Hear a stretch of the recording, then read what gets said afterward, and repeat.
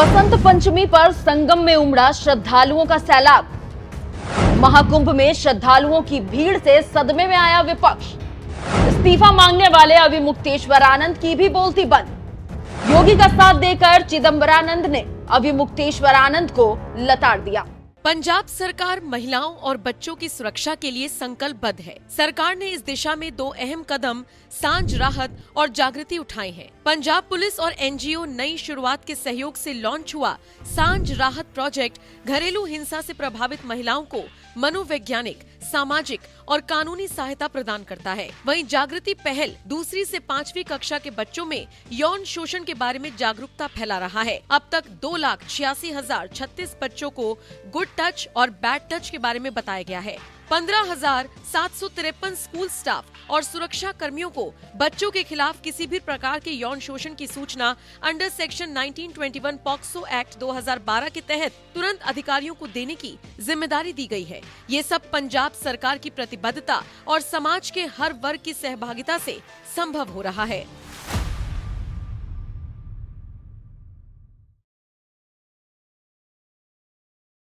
नमस्कार, NMF news देख रहे हैं आप। आपके साथ मैं हूं खुशबू राय।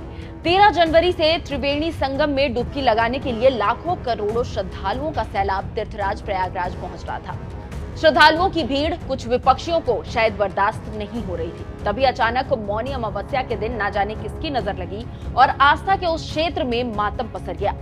जैसे ही भगदड़ की खबर आई, विपक्षियों को तब मानो लगा कि उनके हाथों में लड्डू मिल गया हो। फिर क्या था, सभी योगी आदित्यनाथ और उनकी व्यवस्था पर सवाल खड़े करने लगे। बोलने लगे कि सिर्फ विज्ञापन में खुद को चमकाना जानता है ये योगी प्रशासन। नौबत यहां तक आ गई कि ज्योतिष पीठ के शंकराचार्य अविमुक्तेश्वरानंद सरस्वती जैसे संत भी किसी विपक्षी नेता की तरह बात करने लगे और सीएम योगी का उन्होंने इस्तीफा मांग लिया।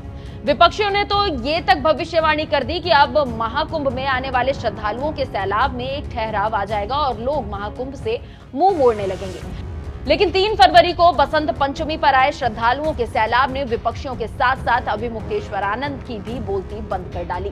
इसी कड़ी में जब इस मुद्दे पर हमारे संवाददाता ने स्वामी चिदंबरानंद सरस्वती से बातचीत की, तब उन्होंने योगी का खुले दिल से समर्थन किया और अविमुक्तेश्वरानंद पर निशाना साधते हुए उनके शंकराचार्य वाले पद पर सवाल उठाया। कह दिया कि वो कोई शंकराचार्य है ही नहीं। आप भी सुनिए।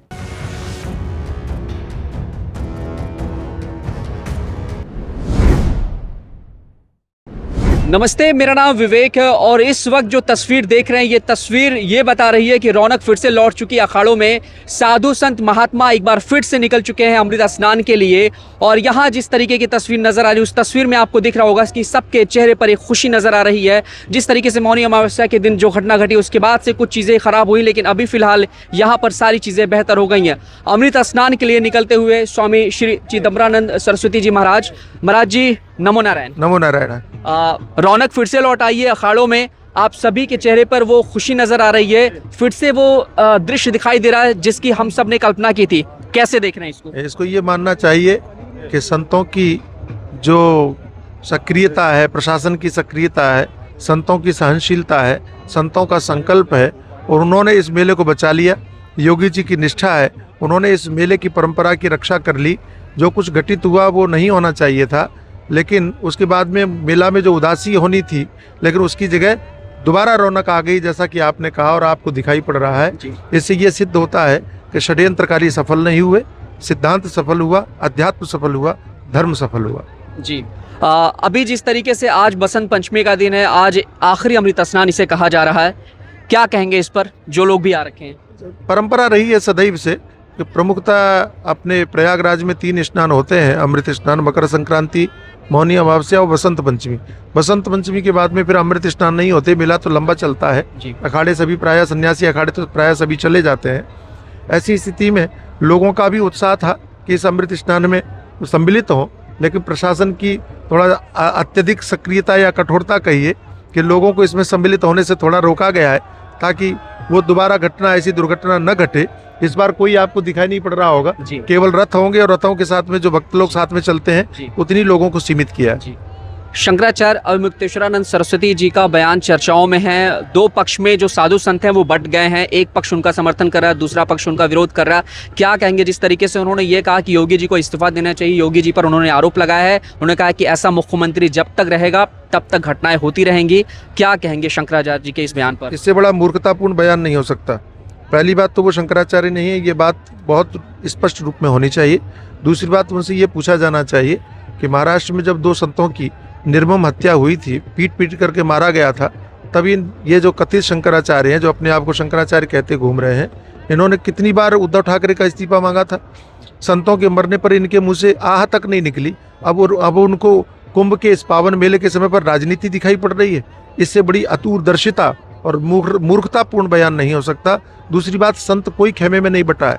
संतों का सिद्धांत पूरी तरह से एकजुट है। 13 अखाड़े इस बात में एकजुट होकर के योगी जी के साथ में खड़े हुए हैं, मेला के साथ में खड़े हुए हैं, अपनी संस्कृति के साथ में खड़े हुए हैं। दुर्घटना के रूप में जो लोग मारे गए या जिन्होंने अपने जीवन खोया, उनके परिवारों के प्रति हमारी संवेदना है, हम उनके कल्याण की कामना करते हैं। लेकिन यहाँ ये समझना चाहिए कि विवाह आदि होते हैं, तब भी परिवार में अगर कोई मर जाए तो विवाह रोका नहीं जाता। इसी तरह से इस दुर्घटना के बाद हम अपनी परंपरा को समाप्त नहीं कर सकते, हम अपने मेले को समाप्त नहीं कर सकते। वो उत्साह बना हुआ है और बना रहेगा। शंकराचार्य की बात की जाए तो हमेशा से वो अलग अलग तरह के बयानों पर नजर आते हैं और अधिकतर साधु संतों के खिलाफ ही। योगी जी भी एक संत है और एक संत के नेतृत्व में इतिहास का एक तरीके से कहा जाए सबसे बड़ा ये महाकुंभ मेला लगा है। तो किस तरीके से उनकी विचारधारा, आखिर वो इस तरह से क्यों बयान देते हैं, क्यों वो हमेशा से जो है दूसरी तरह की बातें करते हैं? मैं पुनः आपसे कहता हूं कि वो शंकराचार्य नहीं है। सुप्रीम कोर्ट ने उनके पट्टाभिषेक पर रोक लगा दी थी, उनका पट्टाभिषेक हुआ नहीं है। वे स्वघोषित शंकराचार्य हैं, उनका बहिष्कार किया जाता है। किसी ने भी उनको शंकराचार्य के रूप में स्वीकार नहीं किया है। आपने पूरे पीठाधीश्वर के वक्तव्य को श्रवण किया होगा। दूसरी बात, जिन अखिलेश यादव ने उनकी ठुकाई पिटाई की थी, उनके साथ में प्रसन्नता पूर्वक फोटो खिंचवाने में उस आदमी को शर्म नहीं आती है।